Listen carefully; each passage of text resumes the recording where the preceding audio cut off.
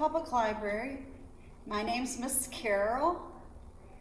It's great to see you. We're here today for our afternoon adventure club, and today we're going to be talking about winter and what some of the animals do in the winter, how they live and where they live.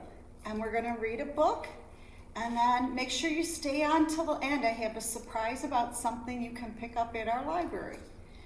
Also, I'm going to talk to you first a little bit about what different animals might do in the winter, okay?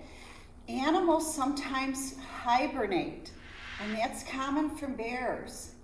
What they do then is their body temperatures drop and their heart rate slows down, and this helps conserve their energy. And then when they wake up, it will normally be springtime. So that's called hibernation. Some animals do that, not all of them. Also, we know a lot of animals have fur, like we have our squirrel here and a fox over there, and they all have fur.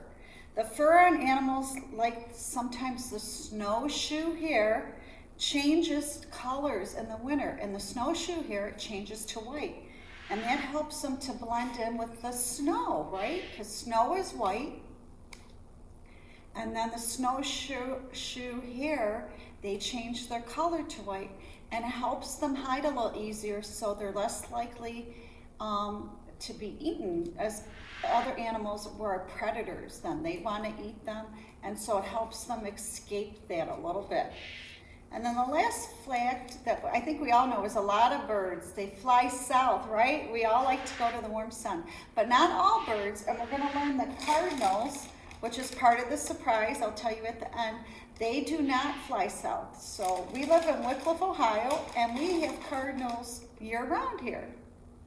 So that's very interesting. So some animals hibernate, some change the color of their fur, and some birds migrate and go to different parts of the country, and some birds don't. So all the animals tend to adapt to the weather. Okay, we're going to read our book. It's called The Winter Walk by Virginia Brimhall Snow. Her last name's Snow. I thought that was really cute. Here we go. Oh, look at the pretty holly. I went for a walk with my grandma today. The fluffy white snow urged me to play. And then I see a snowdrop, which is a flower, another flower from the winter, and holly is also a plant and flower from the wintertime. I see all the pretty snowflakes and icicles, which are frozen water. And I stuck out my tongue, I caught a snowflake and I giggled, and then I stretched my arms and plopped down and wiggled. And it looks like right there, I don't know if you can see, but they're making a snow angel. Those are lots of fun to make.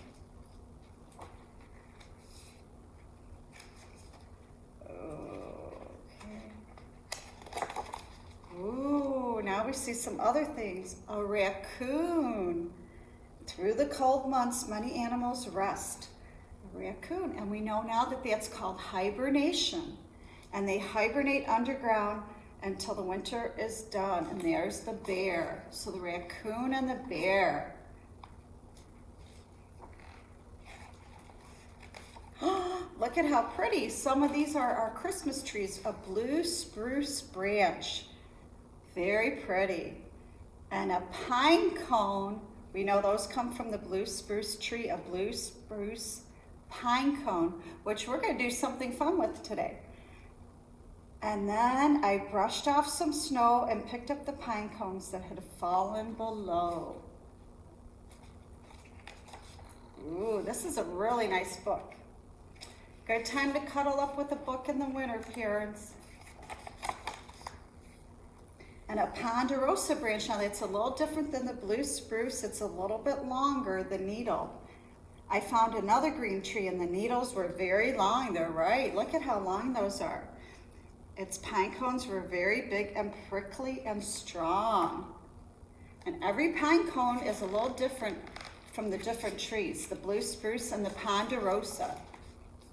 And then we also know, oh, definitely we see a lot of deer around Wickliffe, Ohio in the winter, year round, but they adapt to the winter.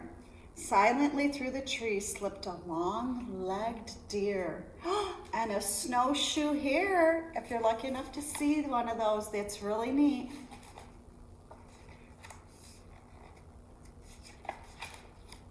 And a chickadee, that's besides the cardinals, another bird that stays around in the winter. And acorns, and we know what animal eats acorns? Take a guess, squirrels, right? And remember, that's why they hide them all, because then in the winter they have something to eat. And on a high branch perched a wee chickadee, and ducks and geese fly south. So why didn't he? He didn't, and neither did our cardinal, which is the male is red. And remember, the female doesn't have the reddish color all over, just the male cardinal. Some birds don't migrate, and remember, migrate means that they leave and they fly somewhere else.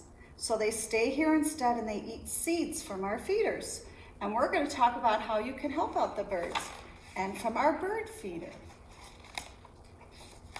And all the tiny snowflakes drifted onto my nose, and they covered my lashes and fingers and toes. Woo! That's so fun. And a chestnut, that's a little different than an acorn. Every snowflake is unique. Each one has 6 sides. I couldn't see that on my mitten, though I tried. And chestnuts come from trees. And then you know what people like to do in snow? They like to play with what? Snowballs. And I scooped up some more flakes. Oh! Packed it into a big snowball, and then we built a big snowman in no time at all. And then there's winter berries.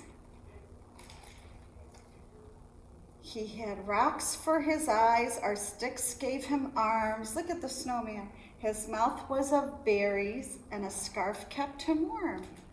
He seemed to be watching as we trudged in, and I hoped to go back out and play with him again. And that end. And then this book is really nice, and check out some of our nature books at the library. I'm going to point out a few before. It has some winter activities you can do and some winter trivia, which were some of the facts Miss Carol went with you over at the beginning of the program. So if you are interested in, we have some more winter books here.